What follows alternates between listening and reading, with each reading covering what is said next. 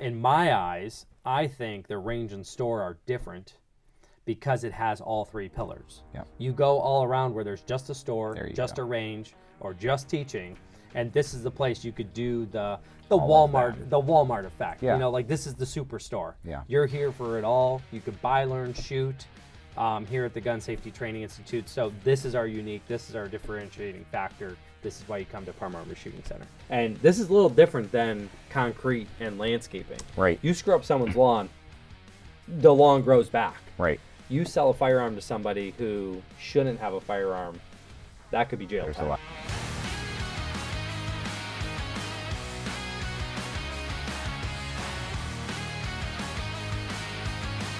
Welcome to the Meet Rob Show. We are getting so many questions about Parma Armory Shooting Center. So what we want to do today is take us way back to actually getting started with Parma Armory Shooting Center Gun Safety Training Institute.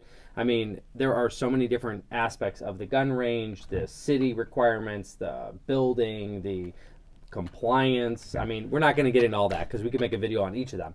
But we're going to give you a higher level overview, answer a few questions that we've received, and that's what's really driving this show today. It's really user questions. So feel free, leave a question in a comment, subscribe, follow, check us out for other things related to Parma Armory Shooting Center and multiple other businesses that we operate here with all of our staff. So Josh, let's take it away with Parma Armory Shooting Center Gun Safety Training Institute and maybe how it really got started. Yeah. So my first question for you today is what inspired you to open a gun range and store? Because it is both. You do have the retail space. What was that kind of base inspiration?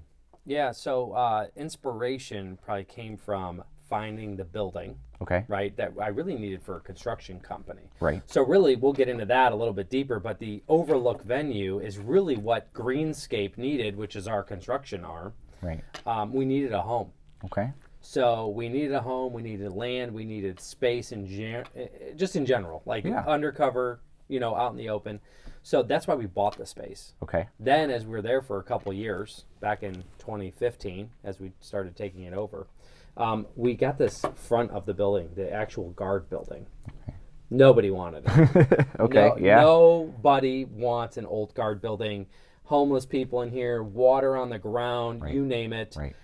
So highest and best use. Okay. I kid you not. I don't know if you've ever known this or me tell you, but the only other person that actually had someone approach me was a halfway house. Never heard that. No, that's interesting. Literally a halfway house wanted to kind of team up and have me build it out, pay for everything and build it out and like have a whole bunch of people live here that are recovering alcoholics. Right. I'm like, no, not really what I was that. imagining. Like one to even have the capital to build that out 15 years ago, Right. Or 10 years ago now, but and all that. So highest and best use of the space. So as a real estate investor, I think everything you should do is highest and best use of the property.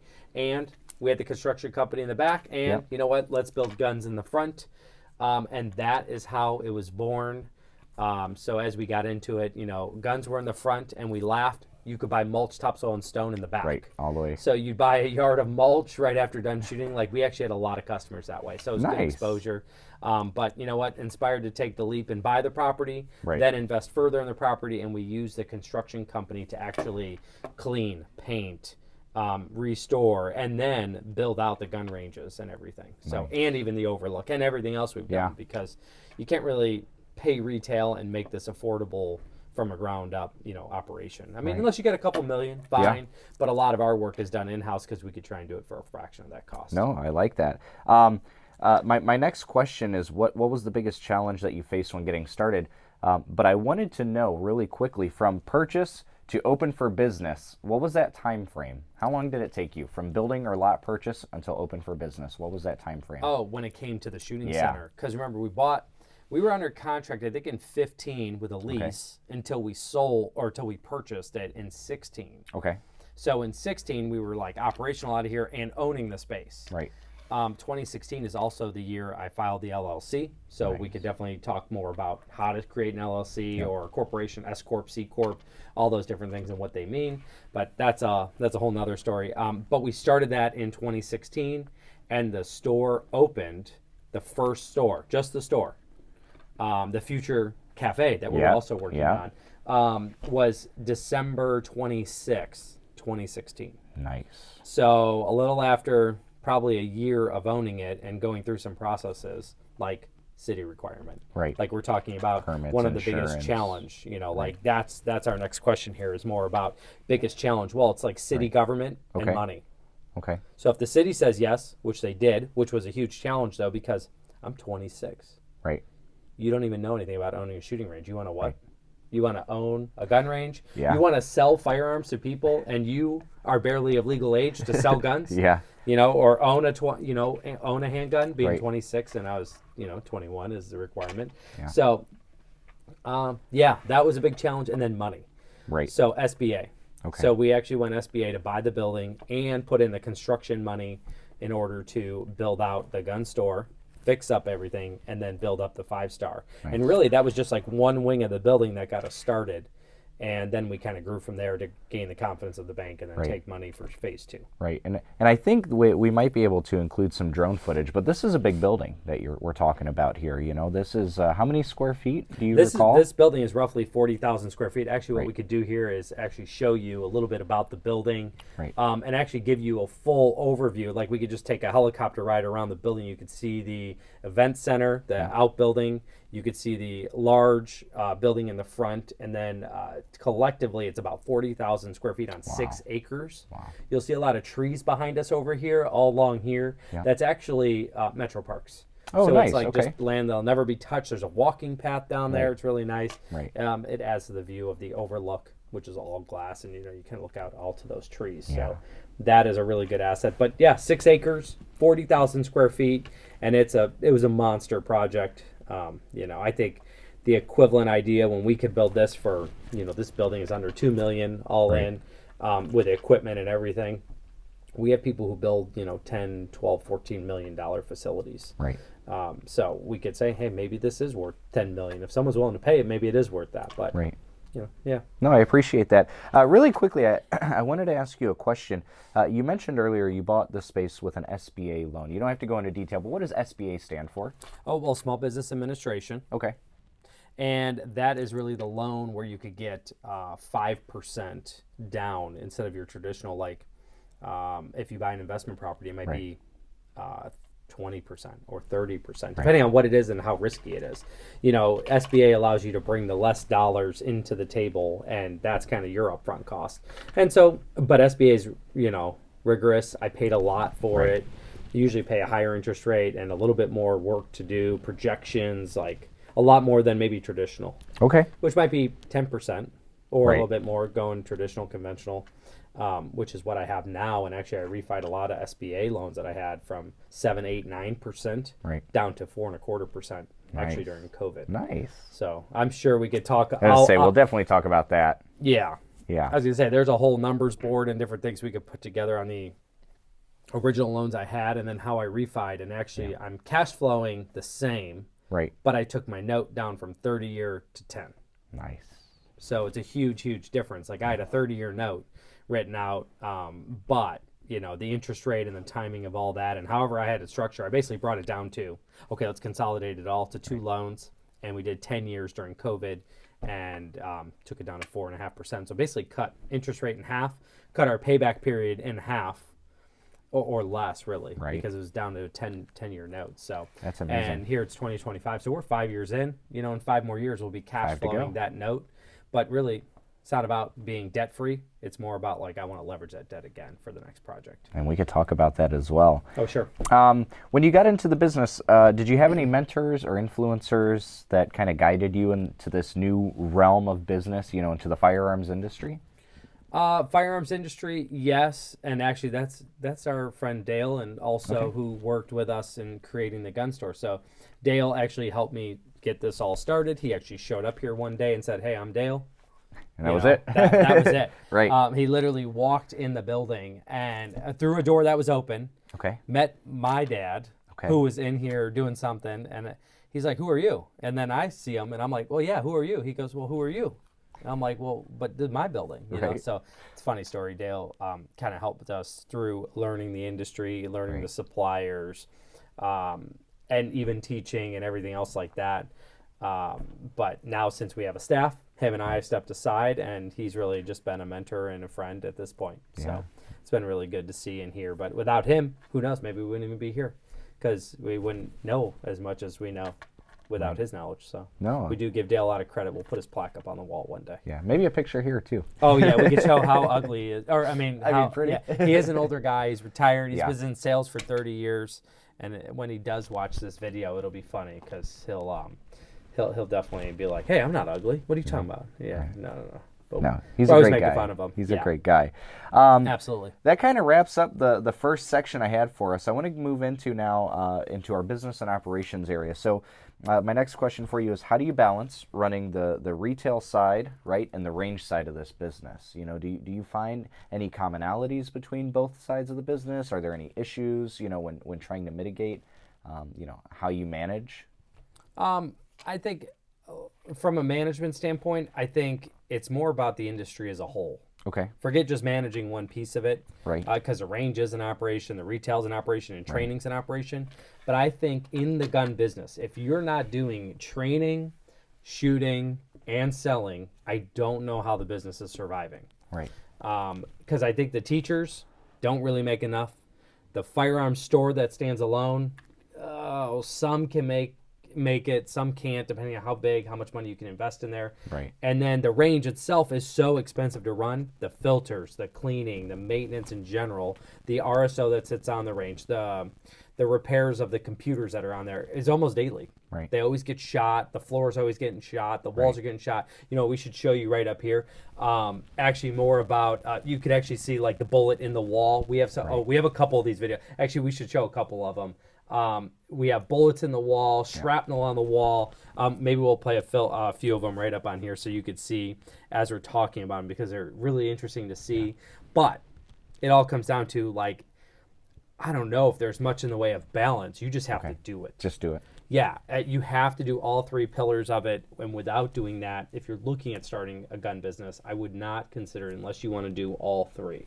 So make sure you're going to have some classes, shoot on the range, and sell. Yeah. Do all three, because if every one of those make, you know, like $10, $10 is much more profitable and makes sense for being under one roof, doing all that. I think $10 from one person is just not enough to sustain the overhead, the lights, the roof, the building, you know, unless you're going to pump a lot of students through. Yeah. I mean, I guess anything's possible. Yeah. But I think in reality, the firearms business, when you come in there, they're perfect target to say, hey, rent a gun, buy a gun, take a class, shoot, repeat. And I think the extension of that is that cafe that we're going to launch here very soon, which we're going to show you videos of actually what the raw space looks like. I'm going to put it up here in a second. You got to see there's like full trenches and the walls all destroyed. You'll see. We're going to open up the wall. I'm going to have more to even show you from there. But definitely, you know, even selling them a coffee on the way in or out. Right. So think about just maximizing that revenue in every angle you can. So we definitely, you know, if we can't sell them a yard of mulch now that that's gone, sell them a cup of coffee. We're going to sell them a cup of coffee, donut, bakery, whatever. Which is great. I love coffee, so I'm excited for that. So the next question, after we've already talked about the balance of it, you know, what would you say sets either maybe the range or the store or both? What do you think sets it apart from others, either in this area or in total throughout the firearms business? Yeah, well, I think I actually just covered that. So if we could recap that just to make sure. In my eyes, I think the range and store are different because it has all three pillars. Yeah. You go all around where there's just a store, just a range, or just teaching, and this is the place you could do the Walmart effect. Yeah. You know, like this is the superstore. Yeah. You're here for it all. You could buy, learn, shoot here at the Gun Safety Training Institute. So this is our differentiating factor. This is why you come to Parma Armory Shooting Center. We love that. Thank you. Yeah. So next question for you here, maybe more of a fun question. What is something that most people don't realize about owning and operating a gun range? I think as owner, you are on the hook for everything. Mm-hmm. Now, that's true for any business, right? The owner is on the hook.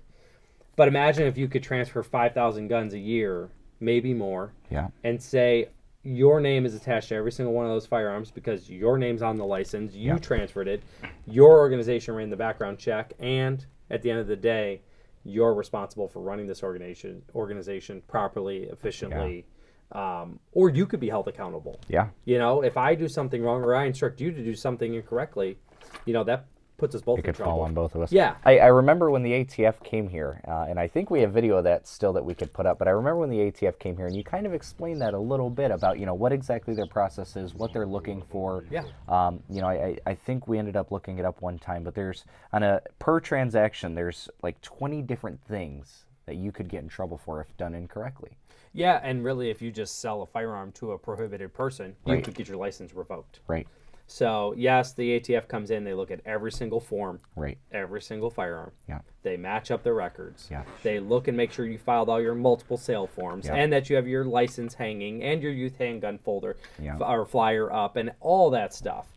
So there are so many aspects to owning a range, and you may not realize it as the owner, but you're on the hook for all of it. And this is a little different than concrete and landscaping. Right. You screw up someone's lawn, the lawn grows back. Right. You sell a firearm to somebody who shouldn't have a firearm, that could be jail There's time. a lot of consequences. There's a lot of different things that could happen. Yeah. You know? So lot of risk, but hopefully with a lot of reward. Yeah. You get to great shooting center that a lot of people come in and patronize. So, yeah. Yeah.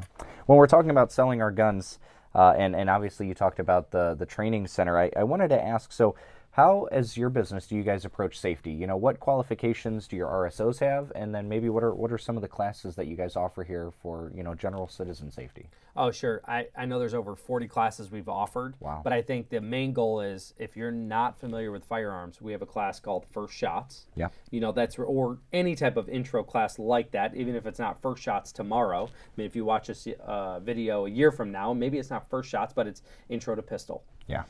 The idea is take those intro level classes, maybe the CCW class, because it's also still an intro class, and learn something. Yeah. You know, that would be big. Your range safety officers are certified through the NRA. Yeah. So we have an NRA course that's run, accredited throughout the country to teach range safety officers. So we do everybody there. So that's a great qualification because if you're on the range, you're kind of on the front line. Yeah. You're responsible for incidences that happen. And trust me, we've had a lot of different things happen. Yeah. I don't know if we can even make a video on all the stuff that happened, but maybe we will one day because we've had good, bad, ugly, Right. all kinds of stuff happen there. So definitely a lot of risk, a lot of different things. Safety is important. Yes. Classes are good. Range practice is good. And being prepared for the range. So I like that. that's good. Yeah. I have a question here off the top of my head just because I'm a little curious and I didn't write it down. If I don't like firearms, is there anything else I could do here at the facility? Sure. Well, sure. Yes, there are multiple things you could do here. Yeah. If you don't like live firing, you could do a virtual range. Okay. So if it's the bang bang of the gun that really bothers your ears, you don't feel good about it, you don't even want to see a live projectile, be a part of anything like that, Yeah. you do a virtual range. So we have the Plus V, Yeah. which is all just a laser gun on a giant 10-foot screen with a mock real gun, but it just shoots that laser. Yeah. You could try that, or how about archery? Oh. How Yeah. about 35 yards of 3D archery here? We could definitely, I'll actually put a shot up here Yeah. of the archery range and tell you more that it's 35 yards, 3D archery, 7 positions, Okay. and it's directly above our 5-star range. And if you don't even like guns or archery and you just happen to walk in because you're lost, you could take a martial arts class. So Yeah. we have 2 martial arts schools here. They've been here many years with us, so they must be doing something right. Yeah. They like teaching. They like learning more about that. And some of it's about defensive handgun drills, too, like how to defend yourself from a firearm Right. that they teach in that martial arts school. But there are 2 tenants inside the building that just teach martial arts. So Yeah. definitely have you come check in those, archery, virtual fire, live fire, training, classes, private lesson. Then you could buy a firearm. You could rent firearms. We have over 100 to pick from. So I think that was also one of our differentiating factors. Is the amount of rentals. Yeah, not a lot of people have rental guns, let alone maybe 100 of them. Yeah. So we definitely pride ourselves in the area here of being like, oh, you come here, try the most amount of guns. Right. So No, I think that's fantastic, and that was kind of the point I wanted to touch at with you was, this this facility is not just a range and store. It is an actual community. You know, you have multiple options for multiple people, and I think with the addition of the cafe, you know, you're going to cast an even wider net, and you're going to bring more people into this world that maybe have never experienced it before. Yeah. So I wanted to touch on that.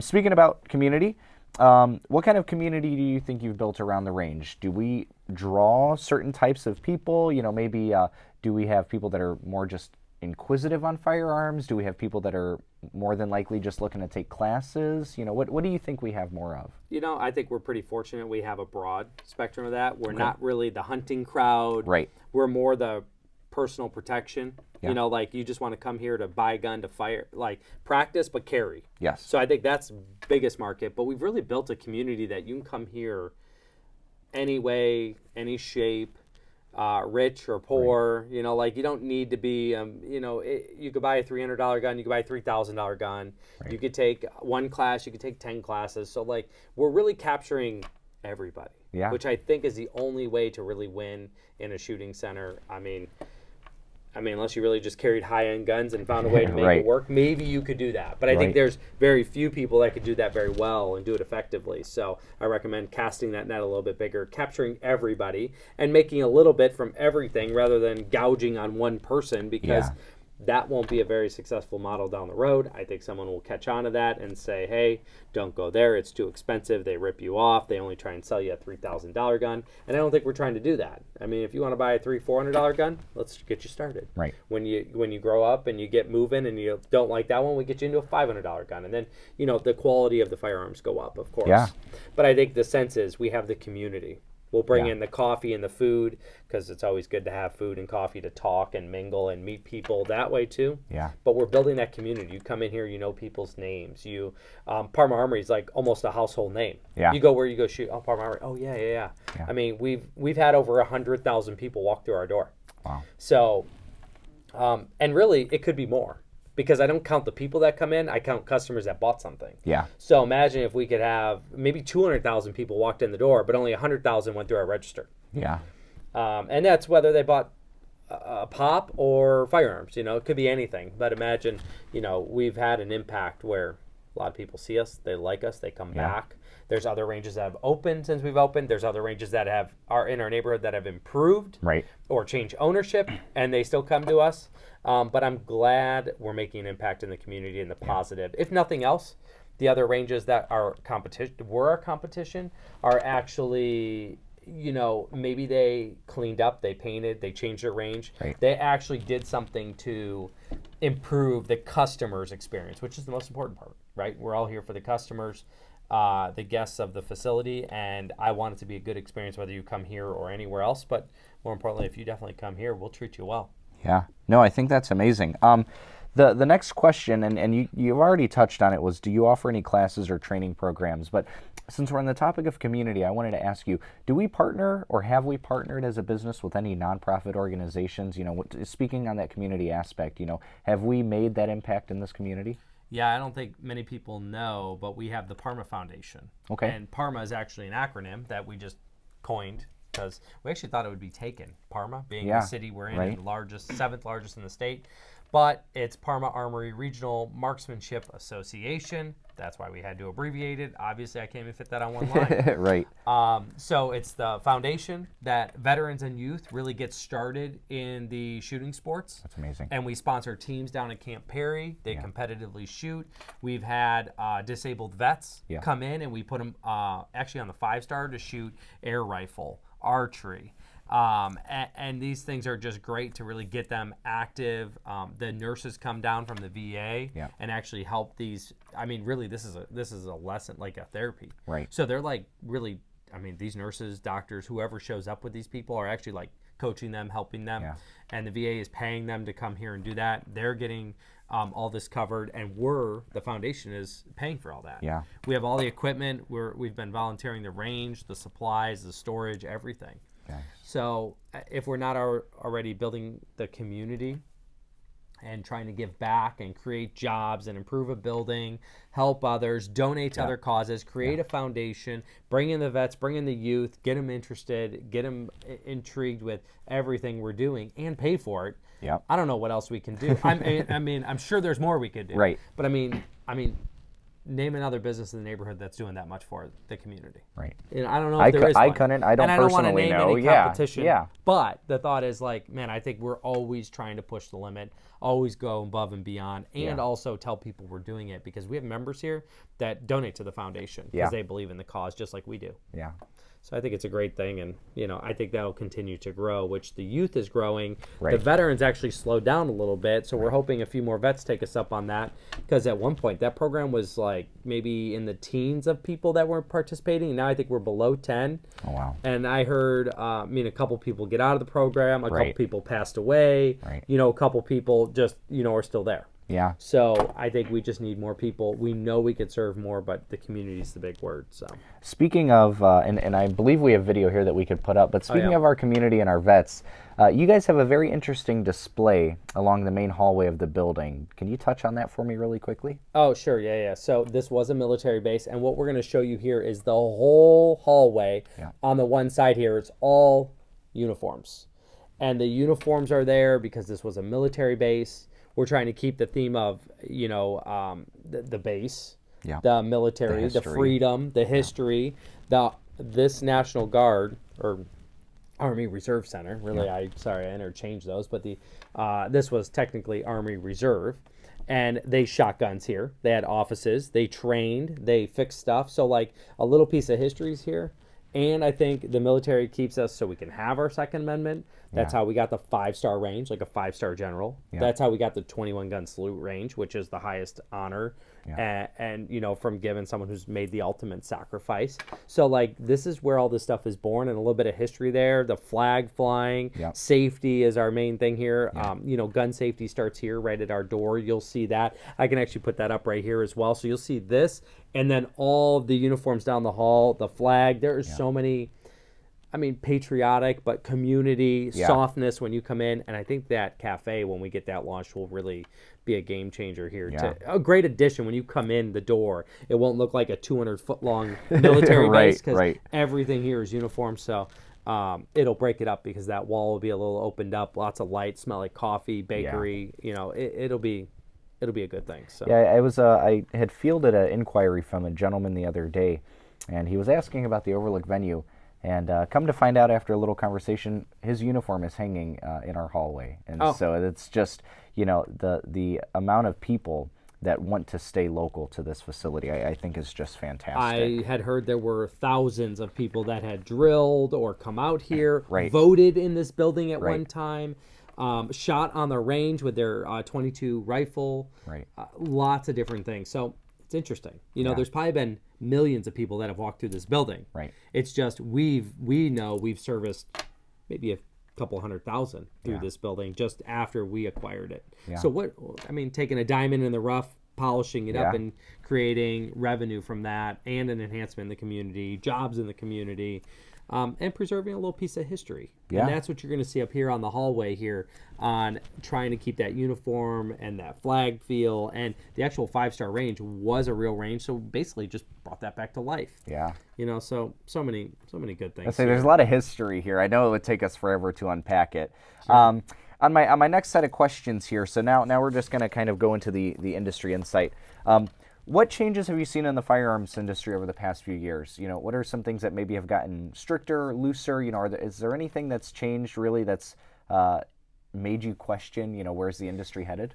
Well, we've only been in business, basically like maybe we're going on year 8 now. So, and really we didn't even have the range going until maybe 7 years ago, and that was the 5-star range. So we're not very much into this business. We just got lucky with, opening, getting the ball going, opening the 21-gun salute range, and expanding the store right at COVID when they just emptied the store. So everybody knew who we were because they were just looking for ammo and guns and this and that. So we got lucky from COVID showing us all these people right at the right time. So I feel like the firearms industry is, we were just lucky. and maybe business is more about luck than skill. Yeah. Because I think I've been more lucky than skilled, but hard work and luck pay off. The biggest thing that I've had that's changed, or that the only thing I really know, is that firearms stores were not really inspected as often as you would think. Okay. But if you come to our history here, we've had 5 inspections. Okay. And I don't know anybody who's had 5 ATF inspections in 7 years. Right. There are probably some that haven't had an inspection in 10 years. Yeah. They're supposed to have like a 2-year cycle or something. Just check paperwork, keep things moving, do their checks. But I think maybe understaffed, overwhelmed with different things, like they just haven't done those. Parma Armory Shooting Center, I mean, we've seen them 5 times. Yeah. Probably the most in Ohio. We have done it on paper. Right. Then we moved to all electronic, where we had to set up all the computers and have them check all the forms. So I'm going to say the biggest change and biggest challenge is always serving ATF when they come in for an audit, because they literally look at everything. So I have to have extra staff, extra computers, extra everything to basically give them the info. Assist. Yeah, I give them info. What are you looking for? Okay, yeah, I'll get you that. What are you looking for? Okay, we'll get you that. Yeah. We're missing this line out. Okay, I'll go find that. It's just maybe not in perfect order so you could just scan it and check it. So we got to find it. Yeah. But talk about challenge. Yeah, I was going to It's say. like usually a 1 week, just vigorous, extra time and effort. Now, you touched on something that I think maybe not a lot of people know, because me traditionally, I had never heard of this thing until I bought my first firearm here, because I've been to other stores. But you guys do an electronic 4473. That's the form that you can use to purchase your guns. There's not a lot of other places that do that. Well, I think today there's a lot more that are doing it. But when we started that in 2020, we were one of the first. And we were actually, ATF told us we were the first ones audited on electronic forms. So really, they weren't really sure even what to work this. Click the button over, then you see all the pages. It took a long time. Yeah. Luckily, we were a little smaller. So for them, it wasn't like tens of thousands of forms to look at. Yeah. Being electronic, we do everything on a tablet. It's all paperless. We have a variance to be paperless. Yeah. And it helps with the wait times for the customers. I mean, I've personally, I have ran through that form, and I've seen it take 10 minutes at most. It's fantastic. Yeah, not only that, because we used to call them in. Right. You would fill out a form and then call it in, give them all this info, then they give you a code, and it was like, delayed, proceed, or denied, and you'd be like, okay, good. And then imagine now, they take it in the form populates in our system, we hit it, we actually have a separate IP address in the building that just links for NICS forms. So it's like a totally isolated IP address that we only run forms on. So just another way to be secure with it, and the speed of getting answers back, and how we can get someone in the door and out very quickly, especially because we take on thousands of transfers a year. Yeah. So getting your gun's already here. Right. Fill out the form, get the proceed, get you out the door. Yeah, and so we do a lot of those. It's the speed, it's the paperless. Yeah. I mean, what an asset. I used to have cabinets and more cabinets of 4473s when we changed licenses. Right. To get a new license, to go to the variants, we actually got rid of all of our paper. They took all of our old forms. They're responsible for following up on all their checks now. We don't have to do that anymore. We could do electronic checks. When we get a trace, we can email them any information in about a minute. That's awesome. Which now we don't have to go siphon through forms and look through stuff. So if you're going to run an operation, it seems like this is the best way to do it. But it does come with a cost. Right. It is expensive. Right. So something to think of. All right. I have a couple more questions for you here. I know we're running. So how do you handle, personally, the public perception of guns and maybe the responsibilities that come with being a business owner in this space? Because I'm sure you've probably ran across a couple of people that are like, you do what? You own what business? and how do you deal with that? Well, I think you got to kind of feel them out. Are they really, do they want guns? Right. Do they really dislike guns? Because I think you gain enemies or friends almost instantly when you say, oh, I actually worked at a gun store. Even sometimes I just leave it broad. Hey, I just manage a gun store. Own businesses, yeah. No. I just don't even say own. I just say manage. And then you could kind of work into that, because some people will be like, oh my God, I hate guns. Right. Well, have you ever tried them? Right. What do you like guns? Have you tried? Right. When's the last time you picked up a gun and just tried it? Yeah. That's why I encourage people to come to the range, try a it rental out. gun, and say, you know what, this isn't for me. Right. Or, you know what, I actually do kind of like this. Like, this is kind of Yeah. cool. Like, could be a you new get hobby. all those things. But how do you know unless you try? Yeah. Like, how do you just say you hate guns? They kill people? So do cars. Yeah. So what do you want to talk about? Seat belts. Things that you kill know, people? There's 'Cause guns measurements aren't- in place. Yeah, Yeah. knives. You don't like knives? I use a knife every day to cut food to make sure my Same. family gets fed. So, like, what do you really hate about guns? Yeah. Because really, it sounds like you hate people. If somebody has a barrier and they're like, you know, I've never really rented a firearm. I don't know if I want to pay the money to rent it out. You guys do something kind of exclusive. On Tuesdays and Thursdays, you do free rentals. Yep. Yeah. You know our programs. you Yeah. know. And, you know, again, someone may watch this video at a later time where our specials do change. But right now, we offer Yeah. rental guns at no charge Tuesday and Thursday. And why not come try it out? I mean, you still have to buy ammo, eyes, ears, and targets and things Yeah. like that to go to the range, or bring it all. But, you know, why not come out and just try it? Yeah. And if you do even buy a gun, you could come, well, when you do pay for the rental gun, we credit you back at the gun sale anyway. Yeah. It's not so much about revenue, it's about buying the right gun for you. Yeah. Like, if you tried that gun and that was the gun your friend told you to buy and you don't like it, that's why you tried it. Right. Because, hey, look, I tried it. It doesn't even fit my hand. Why would I buy that? Right.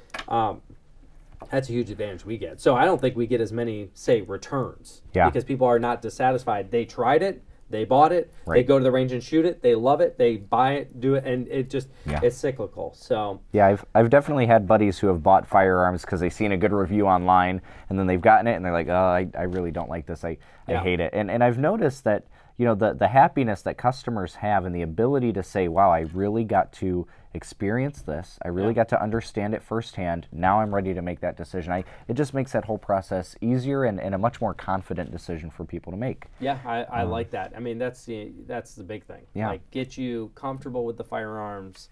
You know, whether it's in your hand or the Right. recoil. Right. Like, the scariest thing is like, oh, I don't like the recoil, you know. So it's like, okay, we got to get over that. We Yeah. got to bring you in. We got to try those guns. So Yeah. that's why we have 100 of them. You know what? Actually, we're going to cut to what you're going to see are over 100 rental guns that we have on display right here. Yeah. Not only that, but we also have some duplicates of other things. So even if you pause the screen and only count 98, we have some duplicates of our most popular guns Yeah. because people will take out a Glock 17 on Saturday and then Right. 3 people want it, so we have 3 of them. You know, or 19s. Like, they're some of our most popular, or some of our ARs. So Yeah. definitely good place to try before you buy. I appreciate that. Next question for you, just ending out in the industry insight area. What do you have a specific take on the future of you know, maybe gun ownership and training in the United States? You know, is there something that you'd like to see, or is there a certain direction you think we're headed with our training and ownership as a country? I don't know. Nothing jumps out at me right now to say, like, there's major overhaul or changes. I think it's going to be pretty simple and Yeah. same moving forward. I mean, it's been this way for quite some time. I don't see anything revolutionary happening in the next year or two. I don't see guns being stripped from us. I don't see the industry changing too much. Yeah. Could they introduce some more legislation that might make it harder, like delays or magazine capacity Right. in the state of Ohio? Maybe, because Yeah. they've done it in other states. But I'm thinking Ohio's going to fight back pretty hard. We're going to keep constitutional carry. Yeah. We're going to keep magazine capacities at hopefully higher than 10 rounds, you know. Yeah. And future of the U.S., I mean, I don't know, because Yeah. that's a broad scale, and I don't see any major regulation changing the gun industry. I think it's consistent and you know, predictable. You Yeah. know? I mean, except the one-offs, like when you get COVID jumping out of nowhere. Who predicted Yeah, COVID to right. jack up gun sales? Right. You know, I don't think that was there to do that, but it just happened It that just way. happens. Yeah. All right, let's go into the last section here that I have for you. So this will be our kind of personal section. To you personally, what does responsible gun ownership mean? Sure. I mean, carrying the right way. Yeah. And then maybe carry, or we should say store. Yes. So carrying just maybe as safe as you can. Yeah. And maybe at home. So I think that's important too, because we do touch on safety, and I think more than even on yourself, but at home, because we know kids could access different things, or making sure the family's familiar with it. I think that's really, at least from my eyes, in a family of 5, I got 3 kids and my wife, and we all kind of know, like, at least the 9-year-old knows a little bit about the firearm. The wife knows. I think the 2 and 1-year-old are a little young to know what that stuff is. I mean, they can barely talk. Right. But you know what? Keeping it secure is more importantly. So safety. Yeah. So I think it's just being, careful overall. The facility here offers a class actually called Household Weapons 1, and it's all about the use of firearms in the home, the storage of firearms in the home, teaching proper gun safety to your children and those who may be around it. And that was one of the best classes I've ever taken. And I think that, the whole aspect of, gun ownership and safety within the home. And, like you said, I know you mentioned carrying it. There's things that maybe people don't think about all the time, but they're very important. And I'm glad that you touched on that. That was great. Okay. That's good. Last question for you, maybe our biggest question, but I'm sure the people watching want to know. What advice would you give someone who's thinking about opening their own firearms business, whether it is a range or store or training? Yeah, no, good question. I think if you've made it this far in the video, we need you to drop a comment in here and tell us what you think you may have to do to open up a gun range, or that struggling question about how do I get a range open. I've gotten inquiries about, hey, can you sit down with me because I want to learn how to open a range in another part of Ohio, or how do I do this? So tell me what you want, because that's really how we generate some of these questions that come up here. But I think the number one advice is we can wrap this video up from the front and say, if you don't plan to teach, shoot, and sell, I wouldn't do the business. Because I think there's just too much regulation, too much maintenance, too much overhead to not get a little bit of money from all those aspects. So if you're not going to train in the classroom, if you're not going to shoot on the range and sell, I just wouldn't get into this business. If you think you could do all 3, I think the business could support itself. When training is low, maybe sales are higher. Right. Maybe when training and sales are low, the gun range is busy. So like, you got to live off of 2 of the 3 being successful all the time. So, and even if it's not gangbusters, I'm saying like it's got to be just successful. Like it's got to be up there. So I think, have those 3 when you're going to open up. If you're not, maybe I would heavily consider doing something else with the space itself. Martial arts school, sports center, maybe other types of classes, maybe a gym. Like, you got to have something in there to help the overhead on that building, the cost. I mean, our tax bill over here is over $20,000 a year. Wow. So, I mean, how many guns do you have to sell just to pay our tax bill? Right. So if you sell a $100 gun and make 14%, that's $14. Right. And how many $100 guns do you have to sell just to pay our tax bill? Right. Okay, let's do some math. I don't have a calculator on me, but it's going to be thousands of guns. Right.